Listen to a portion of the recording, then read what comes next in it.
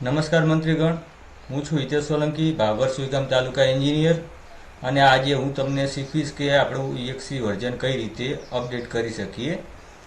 તો ચાલો, આપ સૌને વોટ્સઅપના માધ્યમથી મેં તમને આપણી અમૂલ MCS 2.89ની EXE નવી શેર કરેલી છે. હવે EXE તમારે USB કેબલ થકી ફાઇલ ટ્રાન્સફર કરીને અથવા તો નેટ કનેક્ટ કરીને વોટ્સએપના માધ્યમ થકી આપણા લેપટોપ કે કોમ્પ્યુટરમાં લઈ લેવાની છે.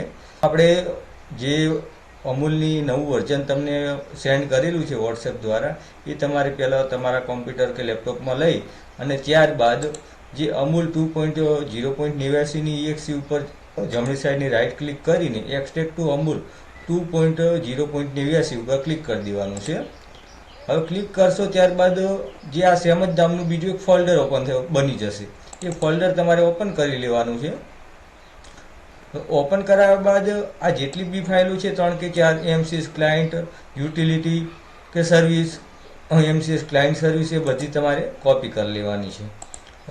કોપી કર્યા બાદ નીચે ટાસ્ક બારમાં આપણે સર્વિસનું ઓપ્શન લગભગ બધી જગ્યાએ મૂકેલું જ છે, પણ તેમ છતાં અમુક કોઈ જગ્યાએ ના હોય તો પછી તમારે ત્યાં સર્ચ બારમાં જઈ અને SER લખશો એટલે સર્વિસ આવી જશે.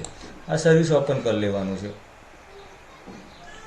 હવે સર્વિસ ઓપન કર્યા બાદ તેની અંદર MCS ક્લાયન્ટ સર્વિસ અને ઓટો અપડેટ સર્વિસ આ બંને સ્ટોપ કરવાની છે, તો જ કોપી એન્ડ રિપ્લેસ થશે.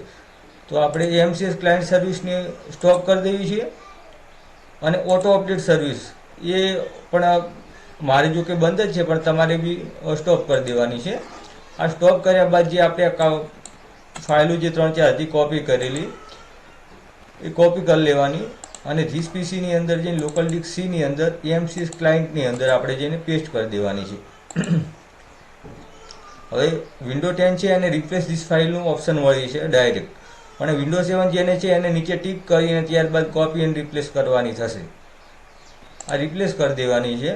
આ રિપ્લેસ કર્યા બાદ ફરીથી જે આપણી સર્વિસો જે હતી એ પાછી તમારે સ્ટાર્ટ કરી દેવાની થશે. ઓટો અપડેટ સર્વિસ સ્ટાર્ટ કરી દેવાની છે અને MCS ક્લાયન્ટ સર્વિસ આ બંને સ્ટાર્ટ કરી દેવાની છે. સ્ટાર્ટ કર્યા બાદ તમે જ્યારે બી પ્રોગ્રામ ઓપન કરશો એટલે EXE વર્ઝન તમારું લખેલું નીચે આવી જશે કે કયું વર્ઝન આપણે ચલાવી રહ્યા છીએ રનિંગમાં.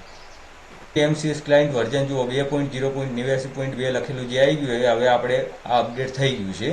અને તેમ છતાં કોઈ મંત્રીને કે કોઈ ઓપરેટર ભાઈને કોઈ પ્રશ્ન હોય તો મને કોલ આપ કરી શકો છો.